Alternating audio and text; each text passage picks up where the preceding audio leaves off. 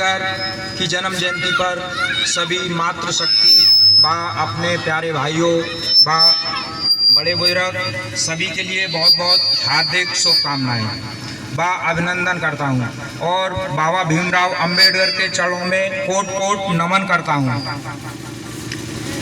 भारत रत्न बाबा भीमराव अंबेडकर साहब ने शोषित वंचित पिछड़े वर्ग के लिए इतना संघर्ष किया था जो कि आज हम साउन और जयंती और जितना भी समाज में सम्मान है ये बाबा भीमराव अंबेडकर की देन है। और सबसे ज्यादा शिक्षा का मतलब पढ़ाई। शिक्षा अगर नहीं समझ रहे हो छोटे छोटे बच्चे तो जो स्कूल में जाते हैं पढ़ाई, बाबा साहब के पास 32 डिग्रियां थी जो कि किसी भी राजनेता के पास, किसी भी प्रोफेसर के पास नहीं थी।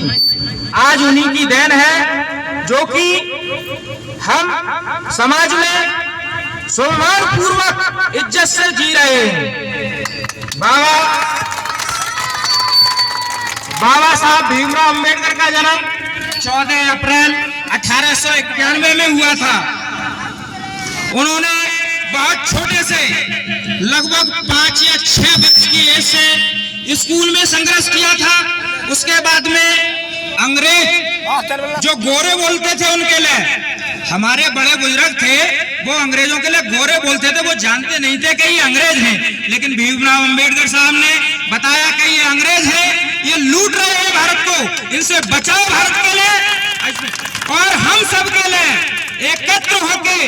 लेकिन उस टाइम पे छुआछूत थी बहुत ज्यादा, हम लोगों के लिए भी नहीं बैठने दिया जाता था, कहीं पे कोई जगह नहीं मिलती थी, कुर्सी नहीं मिलती थी आवाज उठाने के लिए, कहीं पे कोई मंच नहीं मिलता था जो कि आज मैं मंच पे बोल रहा हूं। नहीं तो अगर कोई पहले मंच पे बोलता था, संविधान से पहले मंच पे कोई बोलता था तो हाथ पकड़ के उसे उठा लिया जाता था, खींच लिया जाता था, मारते थे लोग। लेकिन बाबा साहब ने हमें संविधान दिया। संविधान की बदौलत आज हम बोल रहे हैं, स्वतंत्र हैं।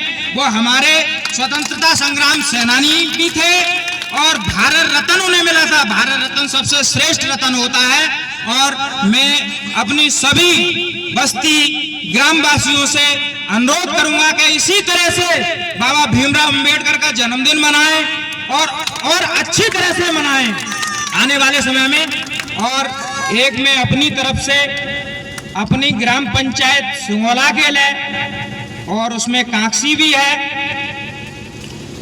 एक थोड़ा सा मेरा एक सहयोग रहेगा, योगदान रहेगा। अगर मेरे हाथों को मजबूत किया जाएगा तो मैं एक अंबेडकर पार्क और उसमें बाबा साहब भारत रत्न अंबेडकर की एक मूर्ति लगवाऊंगा। और बहुत जल्द आने वाली 14 तारीख जो अब 14 अप्रैल आएगी अगली साल को, यहाँ पे पार्क भी होगा और भीमराव अंबेडकर की मूर्ति भी होगी। मैंने इस बार भी बात की थी मूर्ति की। मूर्ति मेरे लिए अलीगढ़ में बोला था कि आप मूर्ति ले जाओ, तो मैंने कहा ऐसे नहीं, बहुत जल्दी में मेरे पास परसों फोन आया था वीरपाल का कि मैंने उनसे कहा था एक मूर्ति अगर मेरे गांव में होती सुंगोला में तो मतलब लाइट लग जाती बहुत जल्दी में। तो मैं बोले कि तुम ले जाओ। फिर मैंने कहा इतनी जल्दी नहीं लग पाएगी, जो कि आनंद फानन में सही से नहीं हो पाएगा काम, और मैं अगली साल के लिए लगवाऊंगा। तो मैं इस बात के लिए पक्के वायदे के साथ कहता हूं कि अगली 14 अप्रैल के लिए यहाँ पे मूर्ति होगी बाबा साहब भीमराव अंबेडकर की और पार्क भी होगा।